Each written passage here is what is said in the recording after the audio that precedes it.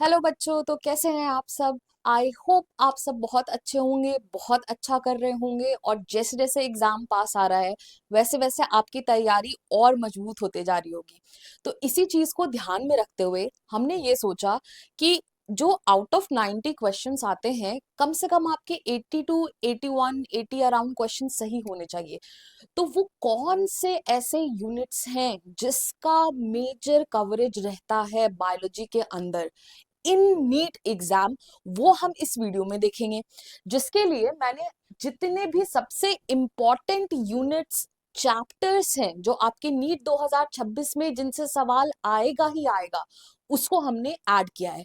इसमें भी अपन ने क्या किया है, कैटेगरी वाइज मैंने ऐड की है चीजें कि सबसे इंपॉर्टेंट कौन सा यूनिट है, कौन से चैप्टर सबसे ज्यादा इंपॉर्टेंट है, किस चैप्टर को आप इग्नोर भी कर सकते हो बट उसमें क्या पार्ट है जो आपको करना ही करना है।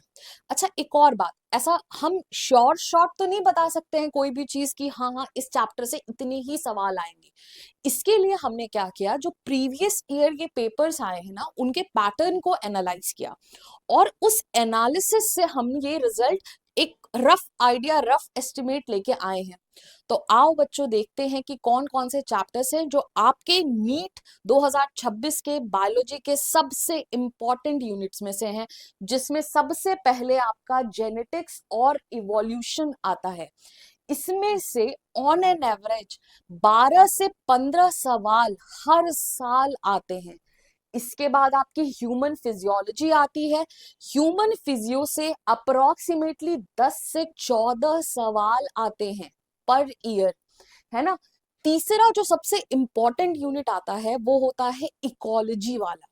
इकोलॉजी वाले यूनिट से भी 7 से 10 सवाल, कभी कभी ये 12 14 सवाल भी ले जाता है, ठीक है।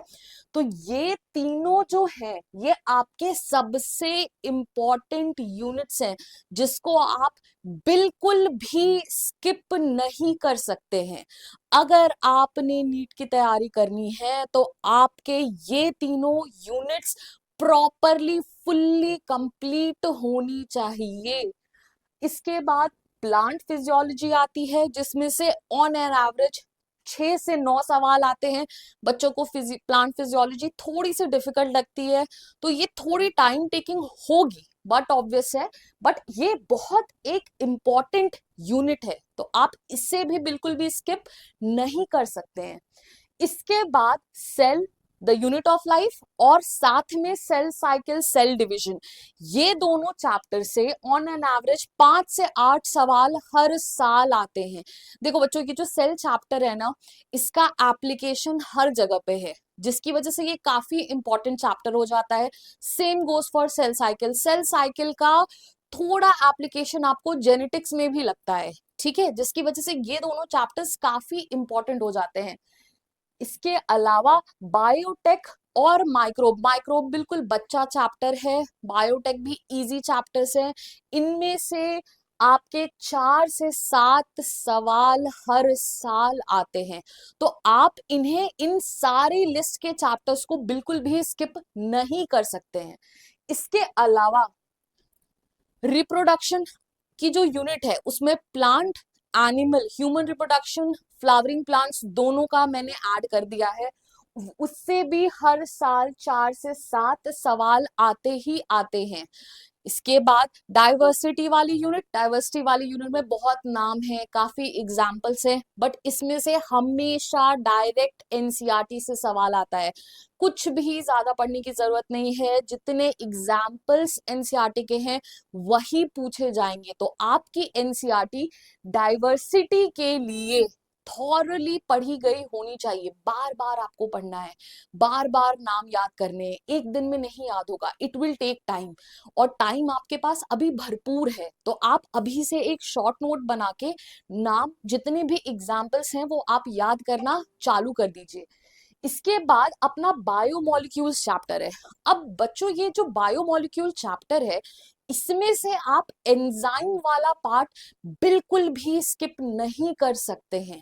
एंजाइम वाला पार्ट बहुत इंपॉर्टेंट है। बायोमोलिक्यूल में ज्यादातर जो सवाल आया है वो बायोमोलिक्यूल्स में एंजाइम वाले पोर्शन से आया है, ठीक है। ऑन एंड ओवरऑल ये चैप्टर बहुत इंपॉर्टेंट है, बिकॉज ये आपको दोनों जगह पढ़ना है, केमिस्ट्री में भी पढ़ना है और बायो में भी पढ़ना है, तो ये काफी इंपॉर्टेंट चैप्टर है। इसके बाद रिप्रोडक्टिव हेल्थ, इन दोनों से रफली 3 से 5 सवाल आते हैं। अगर आप ये टोटल सवाल जोड़ेंगे तो आपका टोटल नंबर अप्रोक्सीमेटली 80-81 सवाल का आ रहा है, जो एक बहुत बड़ा नंबर है।